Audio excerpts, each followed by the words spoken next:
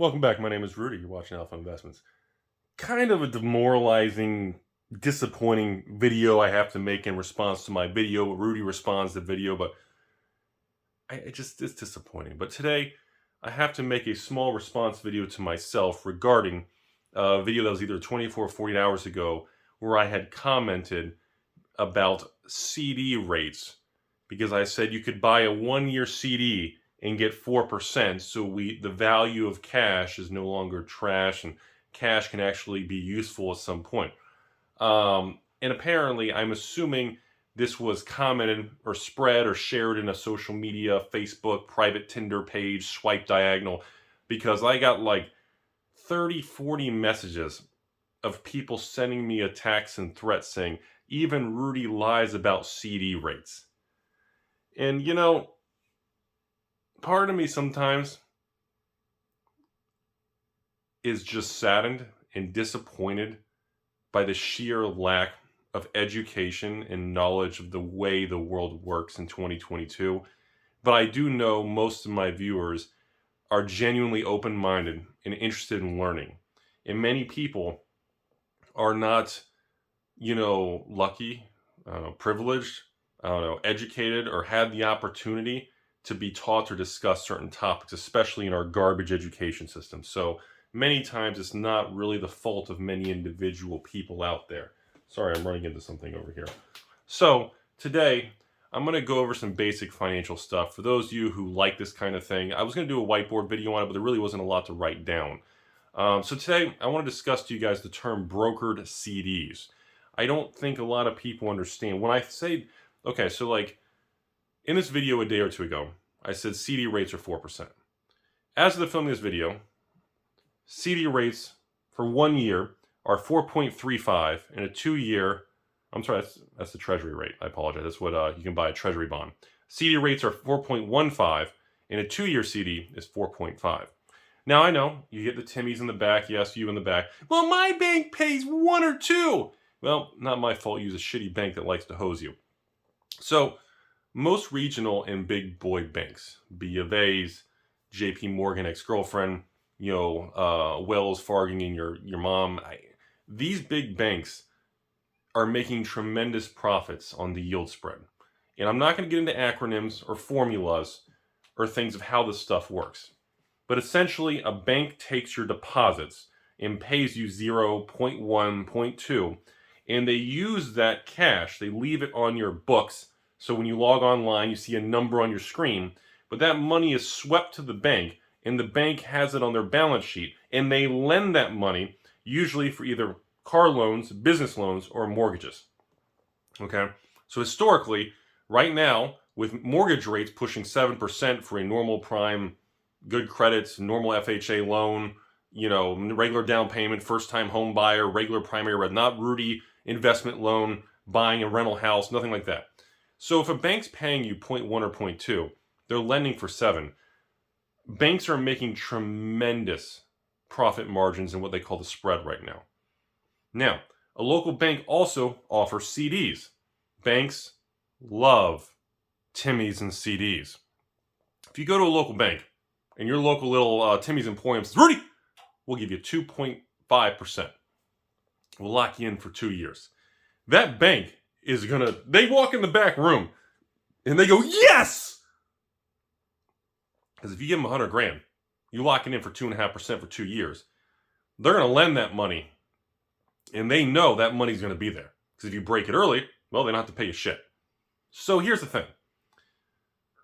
Larger net worth individuals and people who are financially very obsessed and detailed in this industry don't do CDs at a local bank. Myself, because I've done it for years, and many other people I know, either buy corporate debt, corporate paper, they buy treasury bonds, or they do buy CDs, but they're called brokered CDs. Okay, and by the way, the rates I'm quoting today are based on, today's date is, I can't read the date. Today's October 7th, and I'm using E-Trade Financial, which is owned by Morgan Stanley. And I'm using their bond desk and their high-end bond screener and their treasury stuff. So technically it is a Saturday, so the numbers may swing slightly on Monday. So understand, when you go through a brokerage firm, they have what they call brokered CDs, where they have access to CDs from all through the marketplace.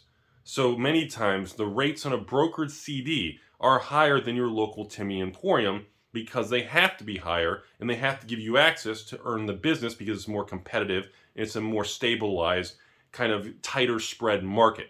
A local bank that grandma walks in and your stepsister walks in, they don't have any choice, because that may be the only local bank at the corner, so they're willing to take a lower rate of return because they're lazy and they're scared of the world and all that crap. So when I quote these numbers, I'm using brokerage firm quotes that are nationwide and more average or competitive in the brokered market, not at a regional Timmy's Emporium where they hose you and they laugh at you in the back room. So, next question we want to go into is, Rudy, I appreciate the information. Still think you're an asshole. Yeah, I know, your stepmom says the same thing. But how do they calculate this stuff? So first of all, I believe in the next 3 weeks, November 1st, 2nd, the Fed is going to raise interest rates again. Because of that, I believe CD rates are going to get pushed over 5% for a 1 to 2 year CD. My opinion, honestly, I kind of hope I'm wrong, but I feel like they're going to keep raising rates. And you have to understand how bond deals. Like, when I was big into the bond trader, and I was not really a trader or a bond, I don't know what you want to call it. That was kind of my thing when I had a real job.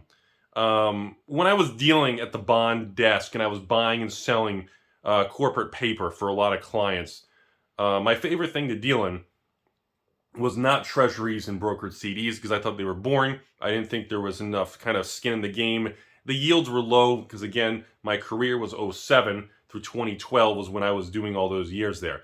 Obviously, that was through financial collapse of 08, subprime, toxic assets, mortgage-backed securities, blah, blah, blah. So rates were real low, but there was still a lot of opportunity in the commercial paper market. But the opportunity was not in brokered CDs, because CDs were paying garbage. They were 1-2% at the most. Not in treasuries, because the Fed had rates at almost zero, or 25 basis points, 0.25. It was just next to zero. So most of the money made in the corporate paper market, dealing in corporate debt, was dealing in actual corporate bonds on the secondary market, not buying a new issue. In other words, if Ford or Rudy's Emporium or Timmy or Google or Apple or Walmart, or they want to issue a $100 million bond, you can buy what they call a new issue, and you can actually buy a piece of that from the company when they issue it from day one, and you hold it for the whole 10 years and you get your money back if they're still solvent at the end. Or you do what I like to do, and I would buy in the secondary market for myself and for clients and things like that. And buying the secondary market, you're buying these bonds or CDs or treasuries from other people. So in the turmoil of 08, 09, a lot of these bonds from other people were being fire sold. Similar to Magic 30 right now, with a lot of panic in the market. So what would happen is, I wasn't interested in buying a CD or a treasury piece of paper. I was interested in buying, back then, Victoria's Secret, Ford Tyson chicken, of course, cruise lines back then. I don't know about now.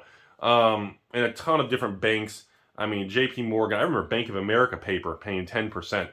And there was tons of them back then.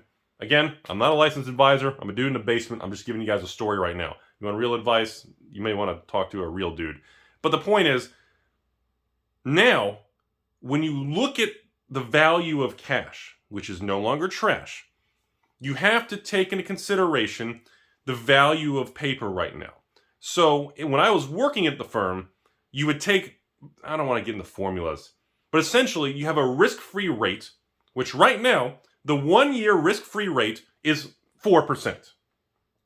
Okay? Which is probably going to go to 5% pretty soon.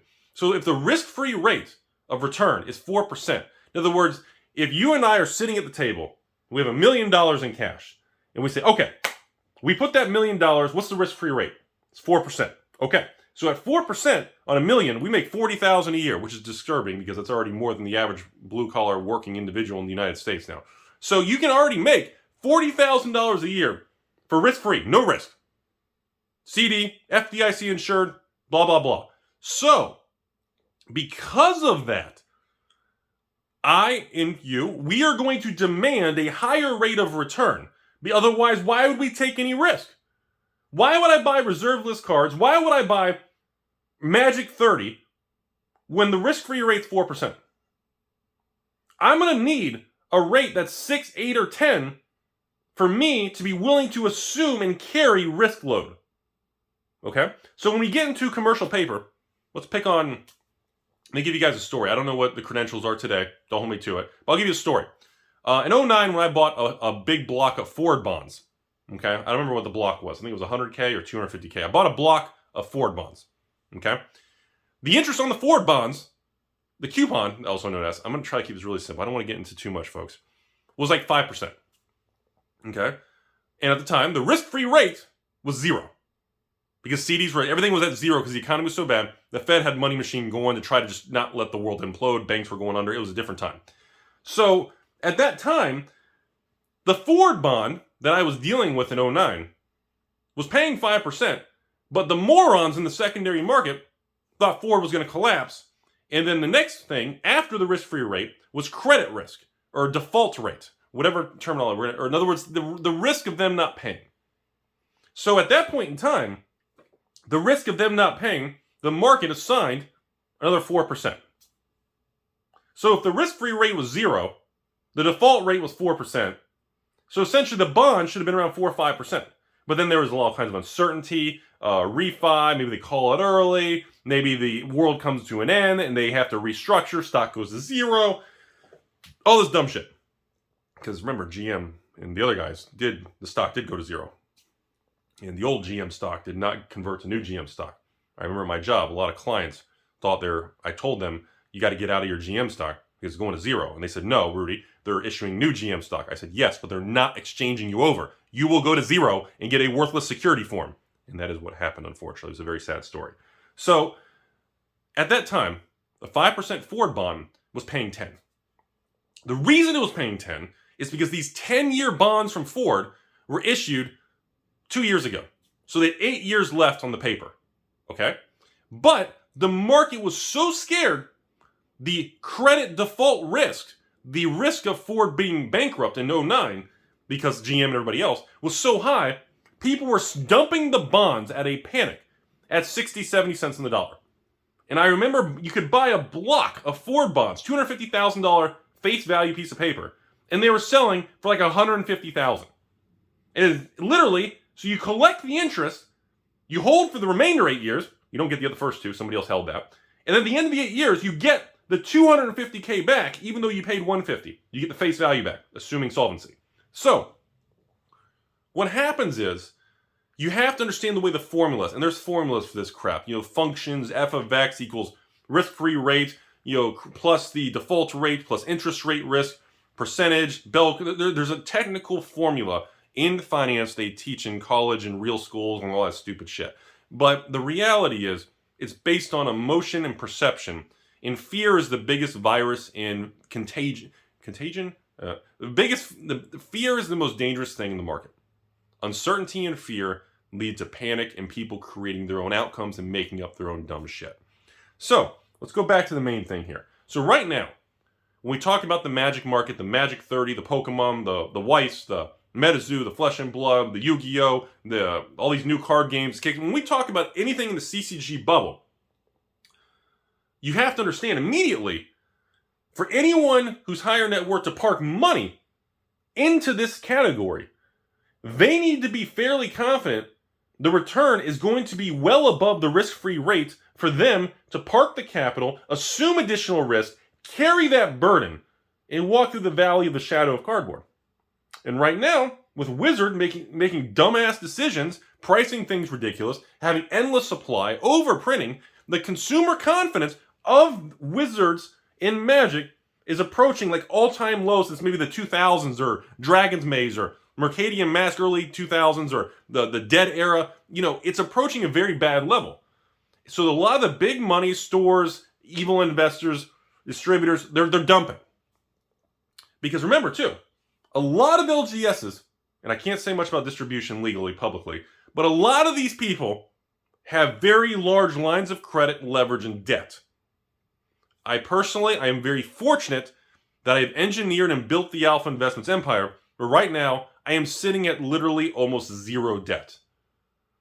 Now, I will be honest with you, like in the crash 2020, 2021, everything, I did carry some margin through my brokerage account because my margin rate was like, Jesus, 2.4%. It was so low, I just want to take advantage of it. But obviously with rates going up so much, I'm not willing to pay 6-7% margin or 10% depending on what firm you're using. So I have deleverage even in the stocks, and I've kind of locked in, covered calls, sold leaps. Anyway, the point is, I don't really have any leverage, so I'm very fortunate. Okay? So when we look at the overall thing, it's important for people to understand how complex the market is and how important interest rates are and the importance of the spot market of money, how you value and perceive cash right now. We joked on this channel for years, cash was trash. I was the same way. I didn't like holding cash. I don't like having big balances of cash. It doesn't do anything. And now we have crazy inflation. That's what I want to do. Send a bunch of cash in a checking account paying 1%. Remember, these banks are not going to raise rates rapidly. Before I end the video, let me give you guys one other important thing. Unrelated to anything, but I feel like some people out there truly want to learn about the world. Let's talk about gas prices for 5 seconds. I'm a very large holder in oil companies, tobacco companies. I have all those sin things, terrible, evil things. Had them for a long time, treated me very well. They pay tremendous amount of yields. Let me explain something about gas though. Similar concept with yields, CDs, and prices are with the gasoline market, refined gas, RBOB. Some of you will know what that is. So people always say to me, Rudy, how come when gas prices in the stock market, in the commodities market, how come when crude oil and gas go up, the gas stations jack the price up so quick, but now gas prices have tanked on Wall Street, but the gas stations aren't lowering prices much? That's a great question, and they don't teach this to the public. The reality is, somebody at every gas company, your local gas stations, big companies, the Shell, BPs, Exxons, but including all the little, maybe you have a Raceway or a Wawa or a Petroleum, whatever your gas station is. Somebody works at each one of these gas stations in the back, not at the actual station, but the corporate office. And they have to lock in front month contracts for the gas station, the gas company. So if you work for your local, I don't know, BP, Shell, Exxon, whatever gas station you have, some guy is locking in the prices every week, every month for front month RBOB gas, refined gas, or oil. They're locking in gas prices on a daily, weekly basis. So when gas prices are going up, it's no problem. But when gas prices fall rapidly, like we just saw in the last 60 days, these gas stations are locked in the gas prices at higher prices for front month contracts. Gas stations cannot lower the gas prices at the rate they increase them. They get clobbered financially. That's why extreme swings in gas prices, everybody's like, oh, the evil oil companies love it when that happens. The lack of education is nauseating. No, because again, when those prices swing up, they have to adjust quickly. When they tank quickly, they're like, oh my God, we're locked in the higher price. The other gas station across the street, maybe they didn't lock it in as good. They're coming down quicker. We got to lower it. They start selling at losses.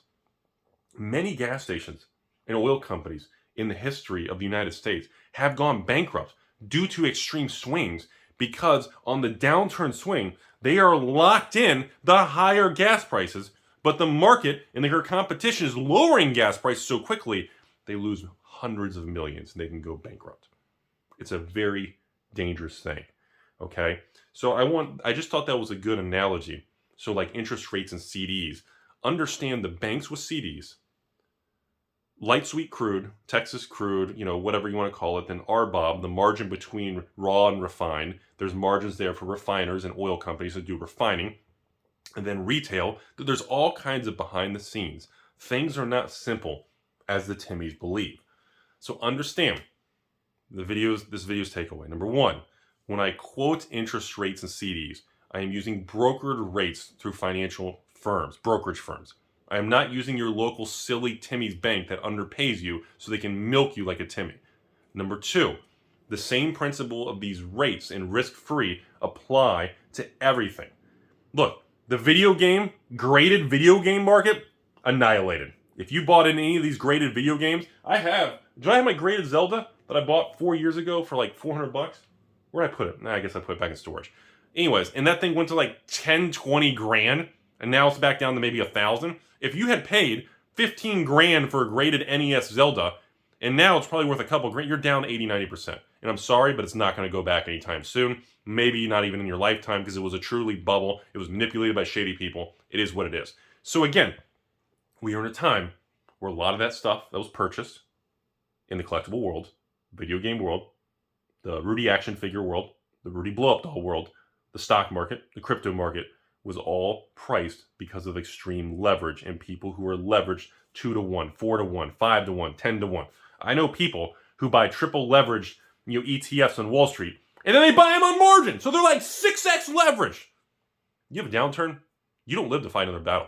It's always important when you build an empire or a business, it's not if, but when you experience a downturn, like we have in this cruel summer in 2022, the difference between people who are going to come out of this and return to battle, which is what I hope to do, and the people who won't are the people who over leverage and didn't handle risk.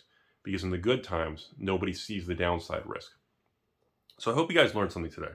Like I said, biggest takeaway, risk-free rates, default rates, brokered CDs, local CDs, treasuries, boring, corporate bond market, credit ratings, default risk, risk-free rate. It's very complicated how this stuff's calculated.